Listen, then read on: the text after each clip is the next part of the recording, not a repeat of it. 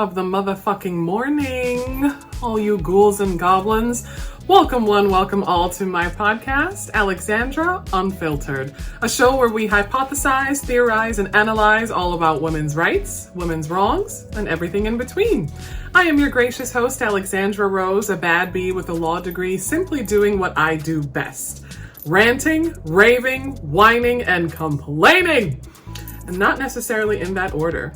I'm so excited you've joined today. Thank you so much for tuning in. Before we dive in, please don't forget to like and subscribe wherever and however you are streaming my podcast. I really appreciate your support, and I really love when you sound off in the comments because I rely on your feedback to sort of guide my research and what I do for subsequent Alexandra Unfiltered episodes. So thank you so much for joining in. Today's episode is going to be a slight deviation from my usual sort of educational content. Today's episode is definitely going to be a little bit more of the self-help variety, if you will. And as much as I really want to stray from being just another self-help podcast, I'm really about informing people and educating people on the myriad ways that public policy and socialization harms women but can also help women. Today, I see a need to sort of be a radical self-help voice in this space. So if you're listening today, I just ask that you bear with me because today I will be laying out 5 non-negotiables for womanhood in modern day America. Okay. What is spurning this conversation really is just a blend of different things. I first got the idea for doing this episode format, ironically, of all things, watching The Wolf of Wall Street. I know The Wolf of Wall Street is every problematic film bro's favorite movie for all the wrong reasons. But even with something that is so inherently problematic at times, there are still some really valuable takeaways that you can take away from certain media that, can be informative for you. There's one particular line that Leonardo DiCaprio's character, Jordan Belfort, says. And he says when giving a speech to the staff members who work at his brokerage firm that he founded in New York City, he says to his staff members, "There is no nobility in poverty. I have been a poor man and I have been a rich man, and I will choose being a rich man every single time." Right? Now, I'm not saying that this list of 5 non-negotiables that I have come up with means that you should strive to be rich. I will say that you should strive to be financially self-sufficient and independent as fiercely as possible. I'm not saying that you should lie, cheat, and steal either. Please do not misunderstand what I am trying to tell women here. I am simply saying that there's no nobility in struggling. There is no nobility in suffering. Okay, there's nothing to be proud of. It's always a nice thing to pat yourself on the back and say that you came out on the other side of a challenge or out of some adversity, and you came out on the other side successful nonetheless. That's always a good thing.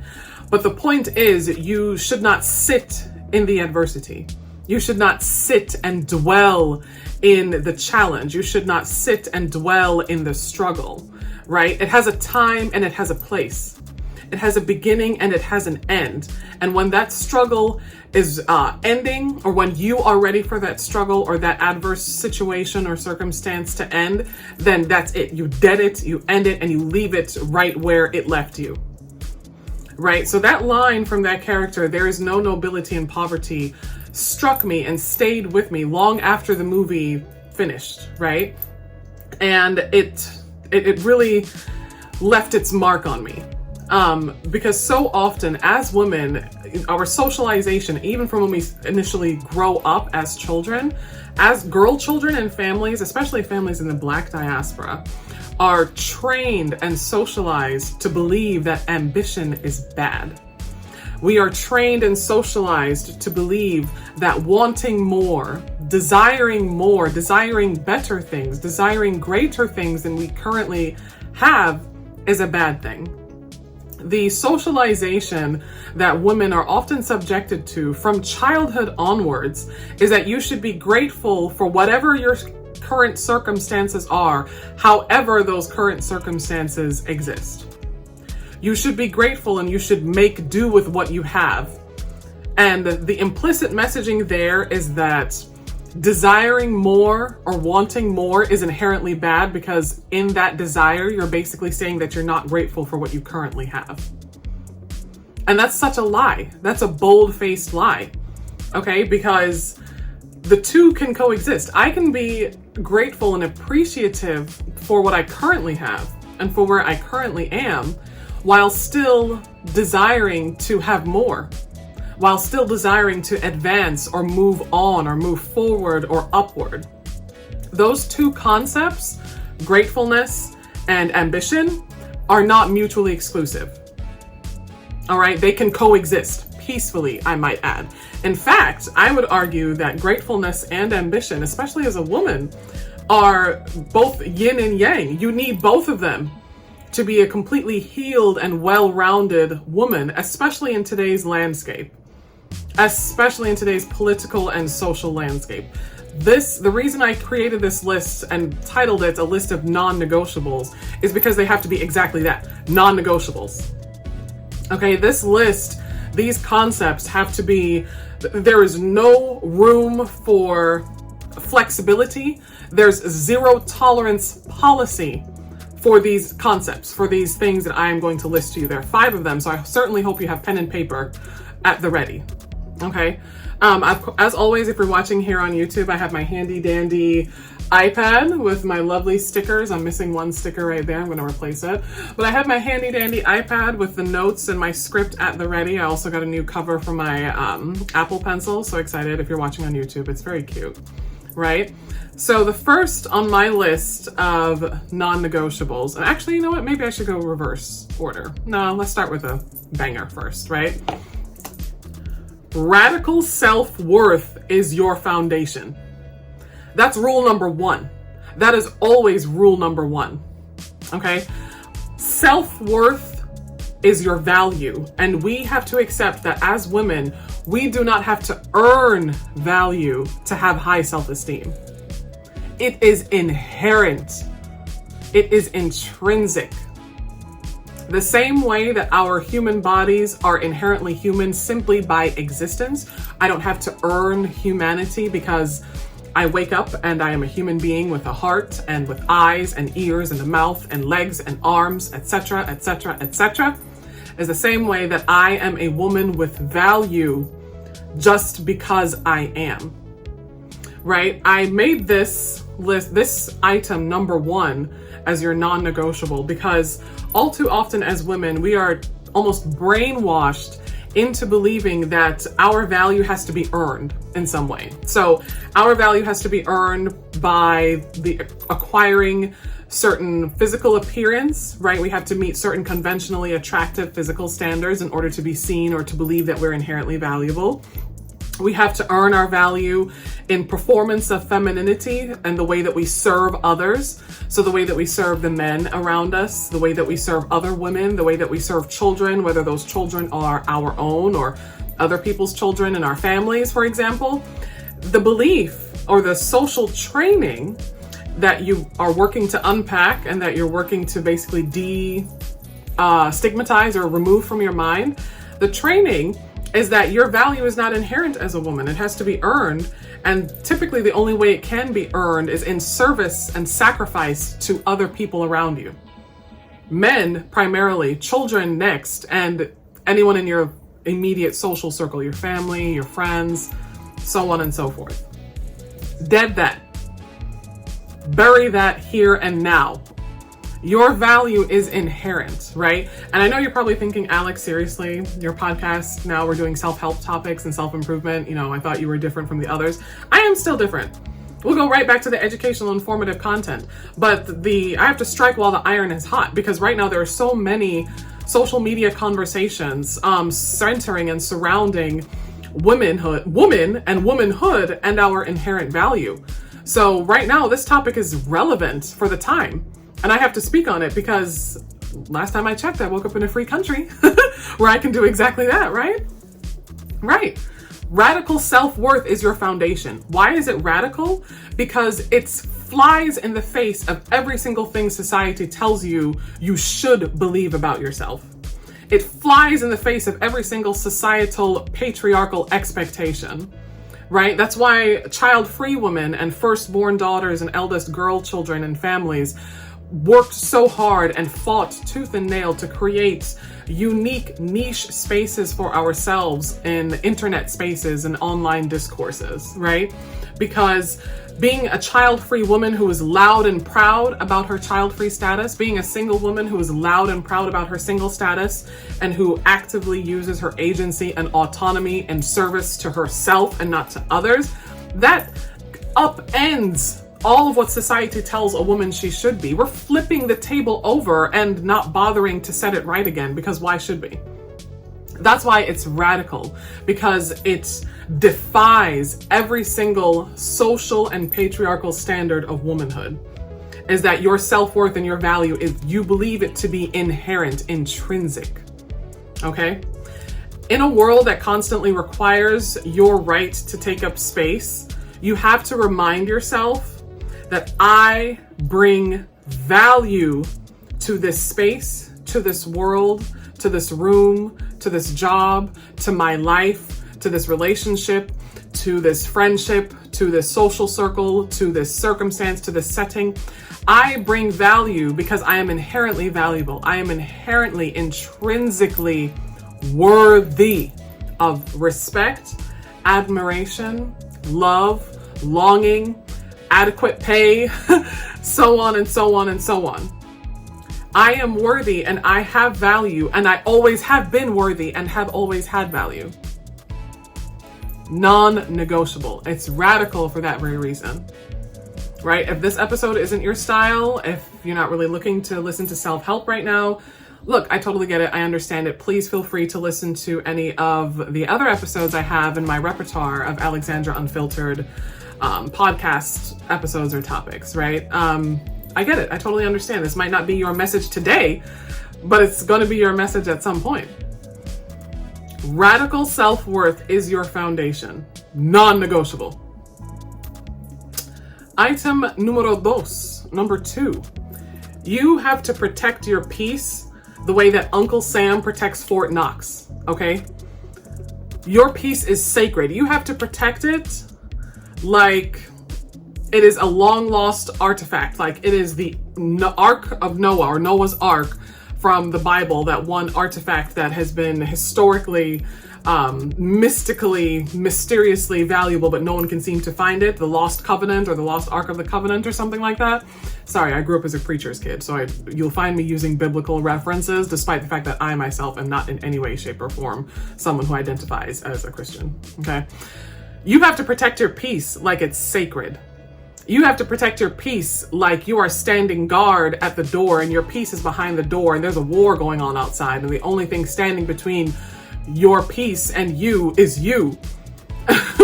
And there's conflict and bullets whizzing past you, and bombs flying, and the rocket's red glare, bombs bursting in air around you, and you still have to protect your peace. That's how you have to treat your peace. Your mental peace of mind, your emotional peace of mind, and your spiritual peace of mind are currency.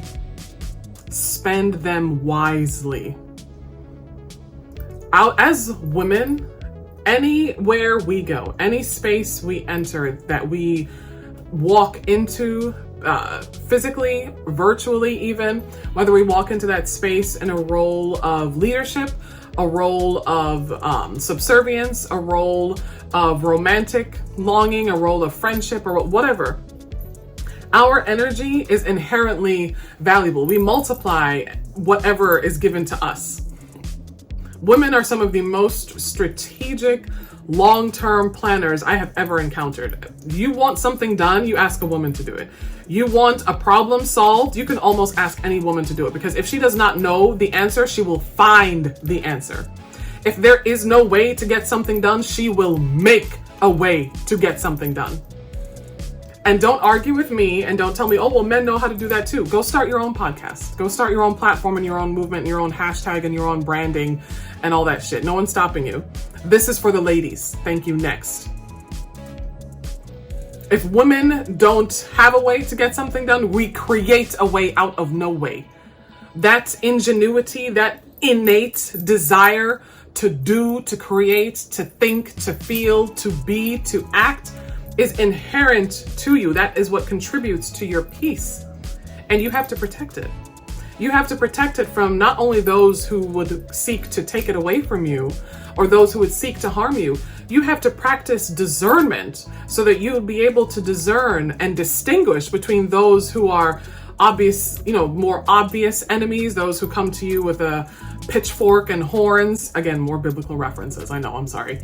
They come to you with a pitchfork and horns, and it's obvious that they're the bad guy or the bad girl. It's obvious that they're a bad person who seeks to harm you. Your discernment, which is tied to how well you protect your peace, has to be so strong that you can immediately identify a snake. You can immediately identify someone who is coming with the veneer or the appearance of friend when in fact they're actually foe. You have to protect your peace from people who themselves don't believe in protecting their own peace. Their peace means nothing to them, so they're always in a state of fight or flight or freeze or fawn. They're always in a state of perpetual chaos, and they deeply envy while also admiring the way that you seemingly coast through life on this peaceful plane of existence. You have to protect your peace from romantic partners, from chaotic friends, from jealous family members, from jealous coworkers and social acquaintances. You have to protect your peace. However that protection looks for you might differ from person to person, but at the top of this list has to be protecting it by any means necessary. You got to protect your peace. Anytime you feel your innate state experiencing some kind of disruption because, this guy that you're dating or this person that you're dating is on your case or arguing with you about stupid shit that really doesn't actually matter, or they're trying to get you to change some fundamental thing about yourself or your career or your ambition, and a family member just whispering in your ear about, well, why do you need to go back to school to get another degree? Why are you trying to climb a corporate ladder? Why are you bothering trying to start a business? Why are you bothering, you're going to be alone if you keep having these high-ass romantic standards for yourself. You might as well just settle down and take what you can get, right? That's static. Okay, it's white noise that you're supposed to use when you're trying to fall asleep at night, because that's all it's good for. It's not good for building anything worthwhile that will last the test of time. Eliminate it post haste. This is why I am such a big fan of blocking motherfuckers. You can ask anyone around me in my social circle. You can definitely ask my friends. You can definitely ask my family members, primarily my mom and my sister, because they've been on my block list sometimes too. I'm so quick to block bitches and motherfuckers. It's like I actually need to work on my conflict resolution skills, because rather than, conflicting with you or arguing with you, I think that's a waste of time. That's a waste of my energy. I also went to law school, so I shouldn't be arguing with anyone for free anyway. I'll just block you. Remove you from my social circle, because my philosophy is that if the situation can't change, if the circumstances won't change, if the person won't change, I will change by exiting stage left and not looking back. That's the philosophy you need to have. Block motherfuckers. And stop with the excuses. Well, maybe if we talk it out, I don't want to block them because that might hurt their feelings. I don't want to block them because that would seem judgmental. Maybe I just need to work on myself a little bit more to be a little bit more accepting. Dead that. Quit that. Stop that. Put the kibosh on that, dear. Okay? Stop that. No, you don't need to be anything other than you. You don't have to be anyone but yourself. And in order to preserve your sense of self, in order to preserve your identity, in order to preserve your self-worth and your value, you have to protect your peace. So you absolutely have to utilize the technological tools that have been given to you in this day and time, which includes the block button. I have blocked friends. I blocked friends when I notice that they're on some weird energy that you can't quite, when the friends, especially women, start acting funny and it's like some real jealous, clingy girl bullshit that they try to pull in high school, where they don't outright say they have a problem with you or have beef with you. Instead, they cold shoulder you. You know what I mean? I don't have time for that. I'm a grown ass woman. I'll block you. There's 7 billion people on this planet that I can make friends with. I have How many, almost 38,000 followers on TikTok. Those are my friends. My law degree is my best friend, followed by my sociology degree. My career is my friend. My money is my friend. Jesus is my friend. Stop. I can journal. I can meditate with myself. Stop. I'm so quick to block people. Men, women, ladies, you need to block that man. If you are confused, if you have any sense of confusion or uncertainty about where you stand in that particular man's life, the confusion is intentional. Because if that man were serious about you in any way, shape, or motherfucking form, you would not be confused. You would not be in a state of wonder or questioning or, oh, should I? What does this mean? Well, if he said this, or if he doesn't say this, or if I don't reach out to him, then he won't talk to me again. So I should reach out to him and I should plan the date. Okay, go ahead. Just while you're at it, grow a pair of really hairy balls and a 7 to 9 inch phallic member between your legs, right? While you're at it. And then go get a job working at a forklift since you're a man now. Fuck that. Blocked. That's it. That's it. And then they stay blocked. That's the key, because I know too many ladies who, okay, yeah, they get in their feelings and I'll block them. Yeah, that's it. Then the next day they're all, guilty and feel all reconciliatory or whatever the fuck, you know what word I'm trying to say. And maybe I should reach out to him because you're lonely and you have low self-esteem and you think that if you don't reach out to this one, then another one won't come along in time. And static, white noise, turn it off, mute it.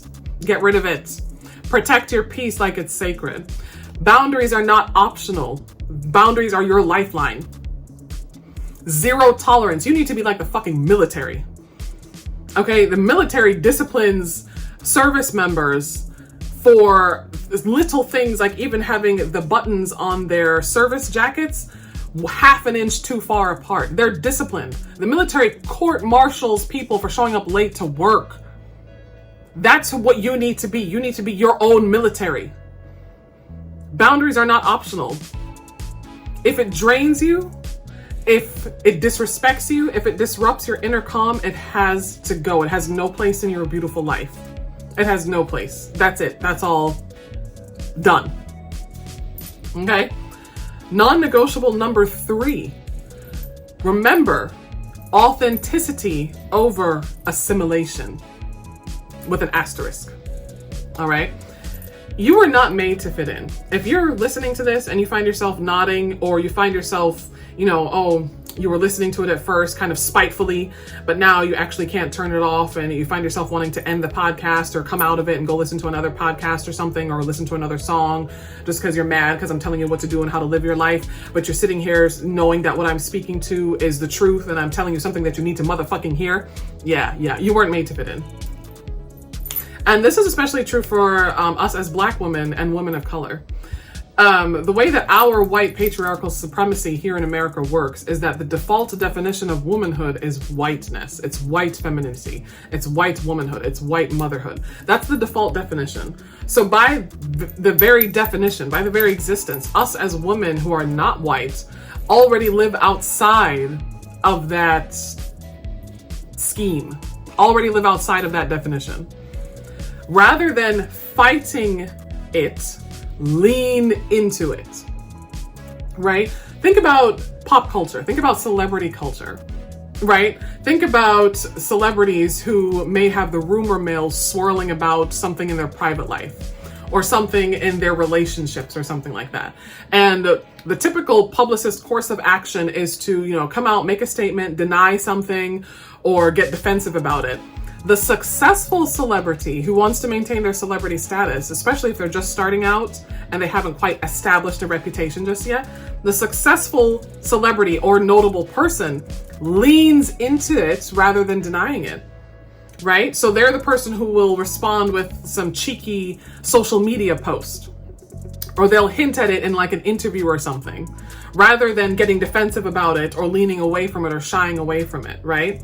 One philosophy I have that maybe you can adopt into your own life is that to be cringe is to be free.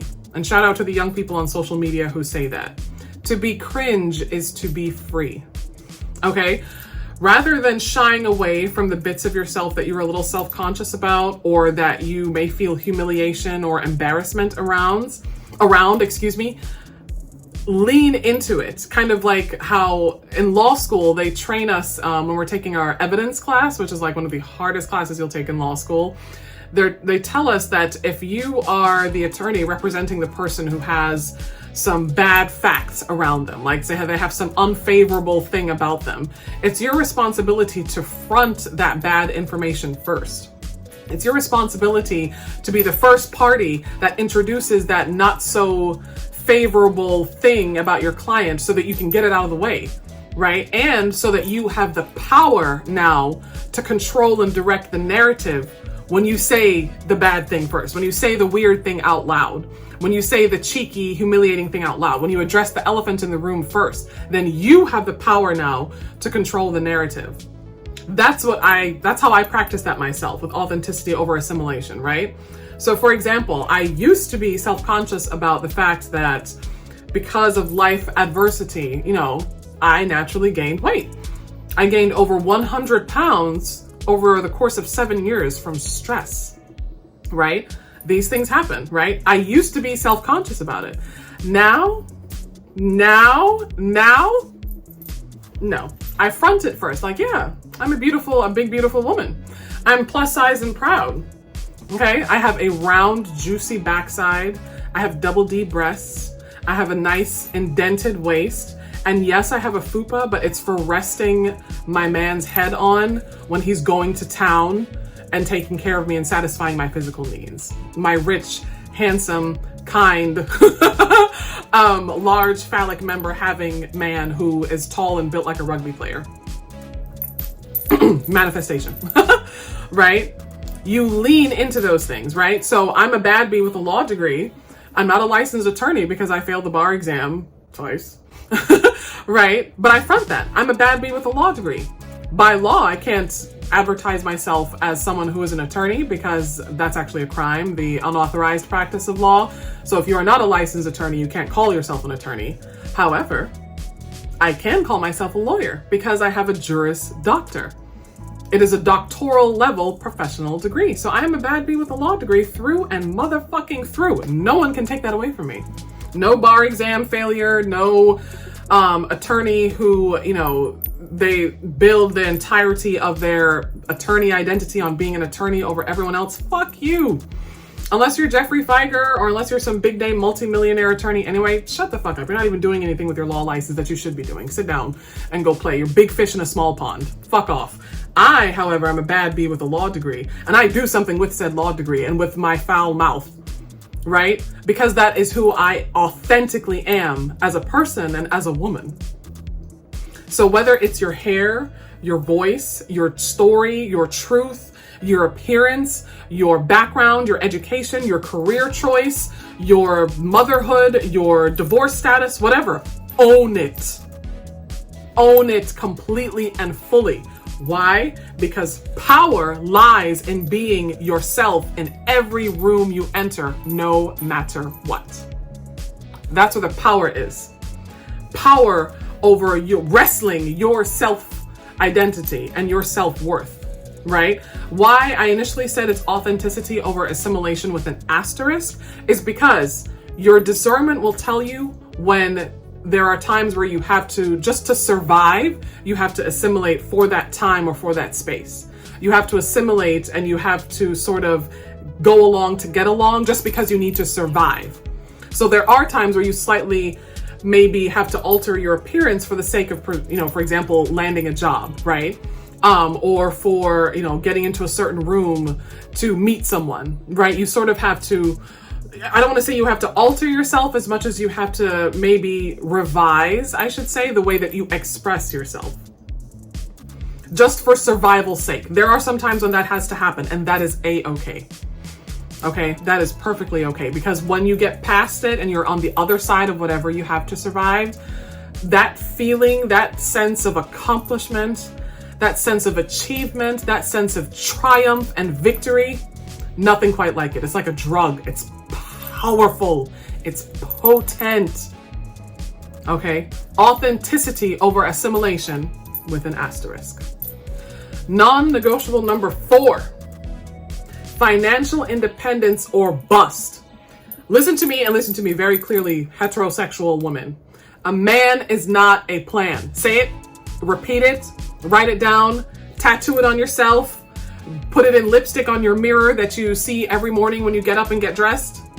A man is not a plan. You are the motherfucking plan. The brain you have between your ears, and maybe perhaps the sexual organ you have between your legs if needed, those are your plans. Why? Because you will never let you down. You can always count on you to be there. Even if you don't show up in your best self, even if you don't show up in your full authentic self, you can still count on you. You cannot say the same for other people, and you certainly cannot say the same for men. I think history, since time immemorial, has shown us that. Because I know the diehard tryhards are going to comment and say all this foul stuff about, well, my man, da-da-da-da-da. You're just speaking from a place of bitterness because you ain't got a man. You've never experienced love like I've experienced with my man. You've never experienced real affection and joy and happiness in a relationship until you found a real man. So you're just jealous of all the ladies who do have men. Hit me up in 5 years. That's all I have to say. Let time tell whether or not this same man will be that same person in 5 years. Don't argue with me. Don't argue with the man in question. Don't, leave some nasty comments because it will get deleted and blocked and your account will get reported, right? Come hit me up in 5 years. Time will tell, okay? Time is the ultimate master of us all, right? So a man is not a plan, and it's financial independence or bust. Empowerment starts with not needing permission or dependency to live your life. Listen to me. I have observed in my own self that the only times I really ever start feeling quote unquote lonely or wanting a relationship with a man, the only times I really ever start feeling those things are when I am in between paychecks. No lie, no exaggeration. When my funds are running low because you're getting into the second week of that bi-weekly pay schedule and you've paid all of your expenses and paid all of your bills and you're responsible and everything and you put money aside in your savings or your 401k or your high yield CD account, right? But your spending funds are a little bit low and you can't buy that impulse thing you see advertised on TikTok Shop or on Amazon, or you can't go run to the mall real quick just to do a quick little $25, serotonin shopping trip or whatever. That's when I start, oh gosh, maybe I should have married so-and-so. Maybe I should be in a relationship. All the people around me are partnered, engaged, married. Maybe I'm missing out. Maybe. And then that direct deposit hits on payday. My earnings from the job, the career that I have worked for myself, that I have achieved as a result of being a lawyer and having a specific skill set provided by my education. When that direct deposit hits, all that loneliness shit goes out the fucking window. I don't need anybody. I don't need you. I don't need you. I don't need you. I don't need you.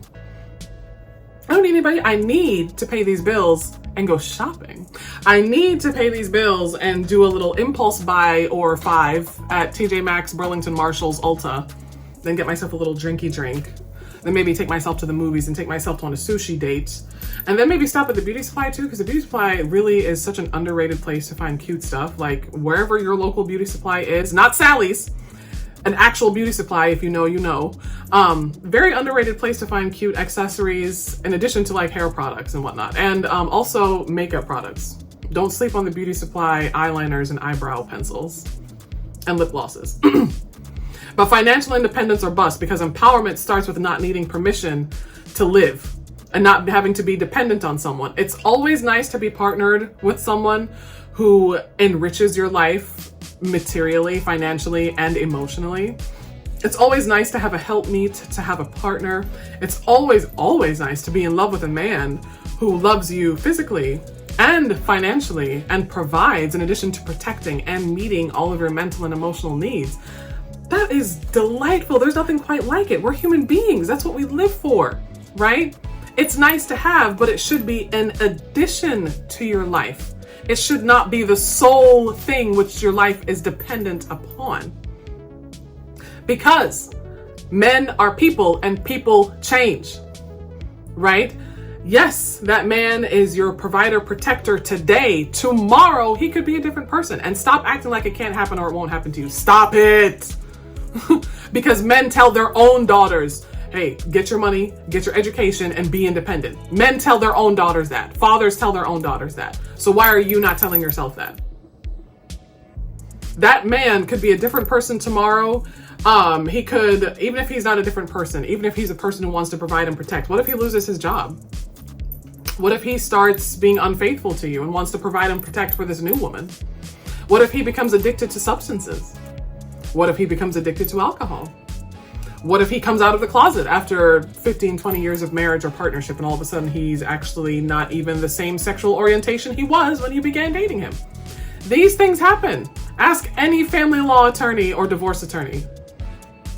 And the quandary, the trouble you run into is, that won't happen to me. Listen to me and listen to me carefully. If you are a woman, always prepare for the worst, assume the worst, and operate from there. That's it. That doesn't dim your light. That doesn't make life miserable. That's not a sad conclusion to come to that, well, shouldn't we believe in love and shouldn't we believe in the inherent self-goodness of people? We should believe in those things when we're watching Disney fairy tale movies on TV. In practice, in our own real lives, as a woman, you will lose nothing assuming the worst and then operating from there. It's a tried and true method. It's foolproof and fail safe. Okay, you actually lose more assuming the best out of people, in particular male romantic partners. You lose more because you're, oh, give them the benefit of the doubt. Who is that doubt benefiting? Not your stupid ass, that's for goddamn sure. So don't give him the benefit of the doubt when it comes to your finances. There are so many women who start dating a man and all of a sudden they become that man's man by taking care of and providing for him. And that's okay. We do that in relationships. My whole thing is that women do that to our detriment and we never expect it to be reciprocated. We never expect it. We're supposed to do it in self-service to others who won't spit on us when we're on fire. They won't spit on you when you're on fire. Wouldn't do anything for you. Wouldn't blink if it meant that that would save your life. It's never reciprocated. So why are we killing ourselves to do these things for other people, especially men in our lives? There's no reason to do that. You have free will.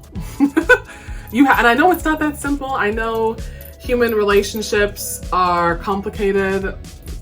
I get that. It's not that black and white, but it can be if you make it. But it starts with financial independence. You have to know your worth and then add tax, then add a Trump level tariff, then add customs and duty charges to that worth. Learn, earn, invest, and repeat. Lather, rinse, repeat. Learn, earn, invest, repeat. Okay, financial empowerment is a form of self-defense. It's bulletproof armor because you can be dating the man of your dreams who becomes the man of your nightmare overnight. And guess what? How much easier it is to walk away from that nightmare scenario when you have your own job, you have your own career, you have your own ability to earn by virtue of a skill set you have through education, right? And you have some form of autonomy. It's easier to wriggle yourself out of sticky situations when you have financial independence and financial worth for yourself. Don't discount it and don't give it up freely. It's a hard-earned right, so it should not be easily given away. It is bulletproof armor, especially if you are a woman. That is why it's a non-negotiable. All right, and closing out the list, this non-negotiable number 5, I kind of debated whether or not this should be number 1. So maybe it can be interchangeable with non-negotiable number 1, which was radical self-worth being your foundation. But non-negotiable number 5, selfishness is power. Your selfishness, your conceitedness about yourself is power. It is transformative. Uplifting yourself, celebrating yourself, there's nothing like it. It's also like a drug, right? Because selfishness powers you through those challenging, adverse times in your life, so that when you come out on the other side of that challenge and you look back and you say, wow, I really did that. I beat that. I overcame that. And I did it off my own strength. Shoot, I did that by myself. Or I came up with that idea. I did that. There's nothing quite like that feeling of accomplishment and achievement. And that comes from being selfish. See, as women, we're brainwashed. We're trained where we're not supposed to be selfish at all. And selfishness too for women is such a big, wide definition. You telling yourself that you're going to focus on your career, society looks at that with scorn. Your career, well, who's going to take care of you when you're old? What are you going to do when you're 40 living alone with cats? Because all of that is that static telling you, well, you're a woman, your very existence should be in service to others, using your body to pump out children and using your labor in service to a man who is your husband or your partner or your spouse, right? So selfishness for women is a completely different set of things. It's a completely different definition, but it is your power. Because putting you first, you'll never lose. You can always bet on yourself. You can always bet on yourself. Like, I'm sorry, you can. Even if you are at your lowest of low, even if you are someone who has fought with or struggled with substance use addiction, substance use disorder, alcoholism, homelessness, mental illness, you're a survivor of some kind of abuse, childhood neglect, childhood abuse, domestic violence, intimate partner violence, something like that. Even at your lowest, you are still a pretty safe bet because you are you. You know your intentions and you know your triggers and you know what you will and will not do. You know what is non-negotiable or zero tolerance for you. Other people, other human beings, as much as we love them and pour into them and expect certain things of them, they're unpredictable. They're here today, gone tomorrow, and that's just the nature of humanity. Right? Think of all the elderly individuals sitting right now in hospice care in a nursing home somewhere, who have adult children and grandchildren who don't bother to visit them. Right? I remind people of that when people are, well, you're going to be old if you're child-free and you're going to be child-free for life. You're going to be old. Who's going to take care of you when you're old? Why don't you ask the old people who are in nursing homes right now who have children who are not taking care of them? Who's going to take care of me when I'm old? A licensed medical professional, preferably one with a clinical background. That's who. Because I will spend my life working and earning and saving towards a 401k and towards a savings account and towards health insurance that will pay for a licensed medical professional to look after me when I'm elderly and vulnerable or physically not as strong as I am. That's who. Children are not a retirement plan, and children leave all the time anyway. What the fuck? Are you kidding me? Oh, but what about your spouse? Okay, let's say that you're relying on your spouse to leave. You all act like people are immortal. People die. There are widows and widowers. That thought never occurs to people. The most loving person can die in an accident or drop dead from an aneurysm or a heart attack. These things happen. Stop acting. Well, if you say that, if you claim it and speak it out loud, you're manifesting it and you're calling it down on yourself. Shut the fuck up. This is real life, okay? This is not a spiritual retreat. This is not a manifestation session. This is not spiritual witchcraft or religious dogma. This is real fucking life. Okay, selfishness is power when you are a woman. Point blank, period.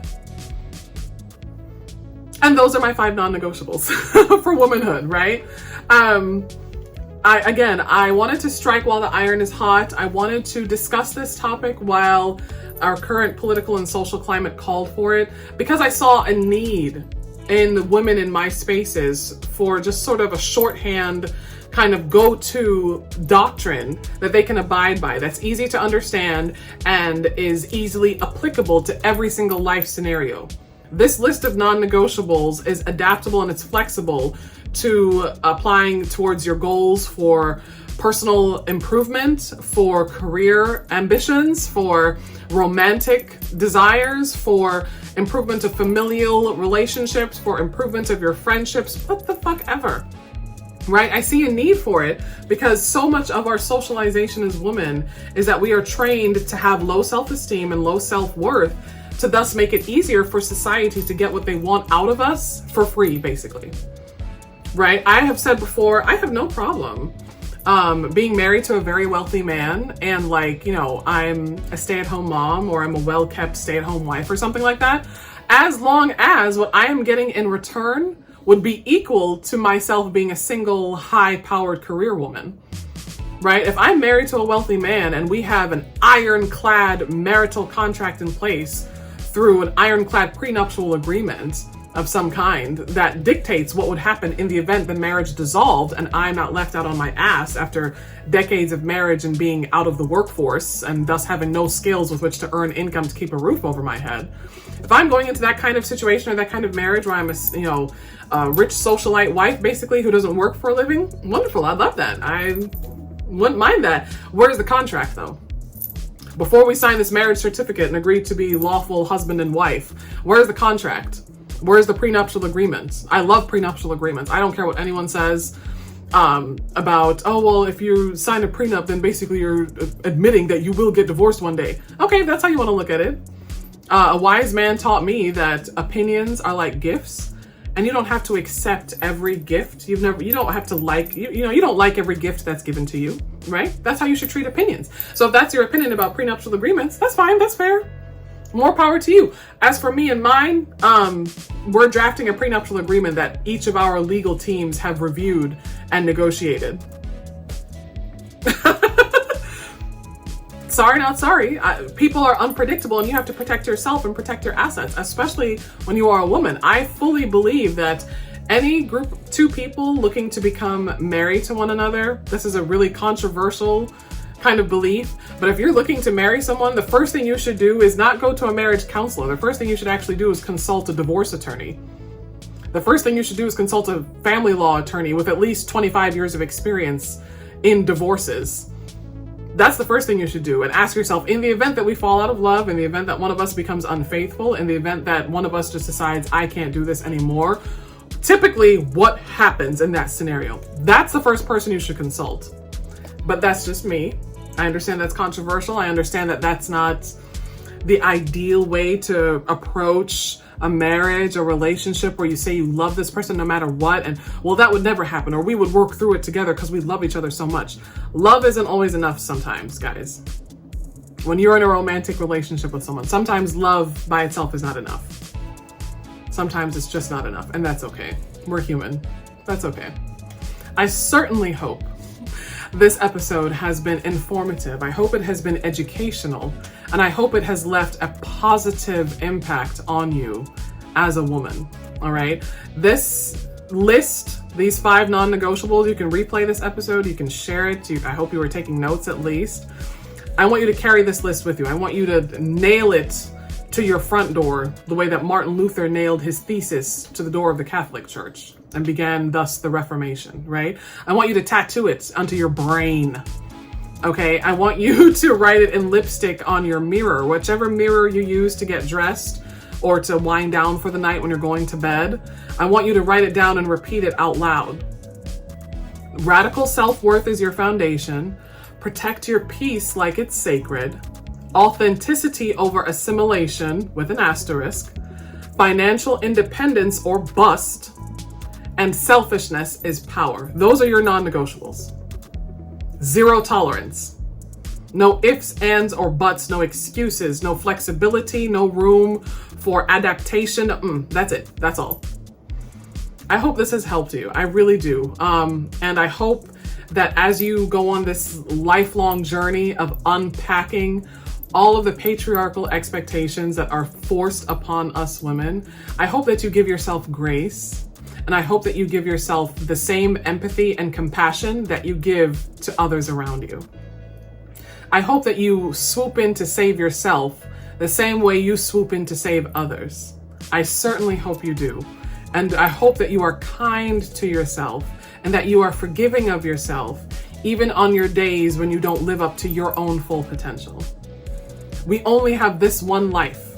We only have this one life to live, this one life to get it all done. But if you do it right, then the one life is enough, especially if you are a woman. This has been yet another episode of Alexandra Unfiltered. Please tune in next week for yet another episode of educational, informative yap sessions. Thank you so much for listening and streaming. Thank you so much for liking, commenting, and sharing and subscribing. Don't forget that part. And I look forward to chatting with you guys again next week. Yeah, I hope you really liked it. And thank you so much. And remember to love yourself as much as you love others. Until next time. Bye-bye.